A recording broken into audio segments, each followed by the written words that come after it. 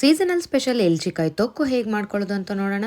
ಎಲ್ಚಿಕಾಯಿಗಳನ್ನ ಚೆನ್ನಾಗಿ ತೊಳ್ಕೊಂಡು ಈ ಥರ ಬಿಡಿಸಿ ಹುಳ ಇರೋದನ್ನು ಬಿಸಾಡಿ ಒಳ್ಳೆಯದನ್ನೆಲ್ಲನೂ ಒಂದಾಗಿ ಇಟ್ಕೊಳ್ಳಿ.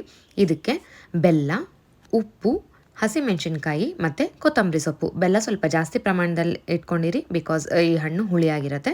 ಫಸ್ಟ್ ತೋರಿಸಿರೋಂಥ 4 ಇಂಗ್ರೀಡಿಯೆಂಟ್ನ ಈ ಥರ ಚಟ್ನಿ ಫಾರ್ಮ್ಗೆ ರುಬ್ಕೊಳ್ಳಿ. ನೀರು ಆ್ಯಡ್ ಮಾಡೋದು ಬೇಡ, ಬಿಕಾಸ್ ಇದನ್ನು ನಾವು ಸ್ಟೋರ್ ಮಾಡ್ಕೊಳ್ತೀವಿ.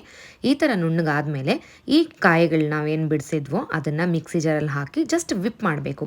ಅಂದರೆ ಮಿಕ್ಸಿ ಜಾರ್ದು ಲೆಫ್ಟಲ್ಲಿ ಟರ್ನ್ ಮಾಡಬೇಕು. ಸೊ ಆವಾಗ ಬೀಜ ಮುರಿಯೆಲ್ಲ ನೀಟಾಗಿ ಬ್ಲೆಂಡ್ ಆಗುತ್ತೆ. ನೋಡಿ, ಈ ಥರ ಬ್ಲೆಂಡ್ ಆಗಿರೋದನ್ನು ನಾವು ಒಂದು ಪ್ಲಾಸ್ಟಿಕ್ ಶೀಟ್ ಅಥವಾ ನೀವು ಬಟರ್ ಪೇಪರ್ ಮೇಲಾದರೂ ತಟ್ಕೋಬೋದು. ಸ್ವಲ್ಪ ಸ್ಪೂನಲ್ಲಿ ಎತ್ತು ಉಂಡೆ ಥರ ಹಾಕಿ ಜಸ್ಟ್ ಈ ಥರ ರೊಟ್ಟಿ ಥರ ದಪ್ಪನಾಗೆ ಸ್ಪ್ರೆಡ್ ಮಾಡಿ ಬಿಸಿಲಲ್ಲಿ ಇದನ್ನು ಚೆನ್ನಾಗಿ ಒಣಗಿಸ್ಬೇಕು.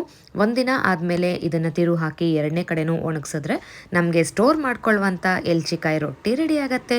ಇದನ್ನು ಈಗ ಸಂಕ್ರಾಂತಿ ಸೀಸನ್ ಆಗಿರೋದ್ರಿಂದ ಮಾರ್ಕೆಟಲ್ಲಿ ಚೆನ್ನಾಗೇ ಸಿಗುತ್ತೆ. ತಂದು ಈ ಥರ ಮಾಡಿ ಈ ಎಲ್ಚಿಕಾಯಿ ರೊಟ್ಟಿಗಳನ್ನ ಸ್ಟೋರ್ ಮಾಡ್ಕೋಬೋದು. ನೀವು ಯಾವಾಗ ಸ್ಟೋರ್ ಮಾಡ್ಕೊಳ್ಳೋಕೆ ಈಸಿ ಆಗುತ್ತೆ ಅಂದರೆ ಫುಲ್ಲು ಒಣಗಿರಬೇಕು, ಆವಾಗ ಕೆಡ್ದಿರ ಇರುತ್ತೆ. ತುಂಬ ಚೆನ್ನಾಗಿರುತ್ತೆ. ಡೆಫಿನೆಟಾಗಿ ಟ್ರೈ ಮಾಡಿ ನೋಡಿ.